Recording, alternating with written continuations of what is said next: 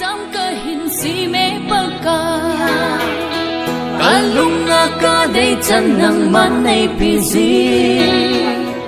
Uchim lova to ding nay pizinga Song gil gil lela sama nay kuy lau zein Kahat na paka Kahin thang va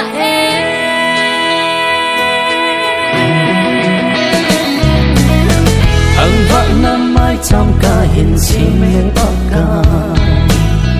Kalunga ka day chan nang manay pizi Uchim lova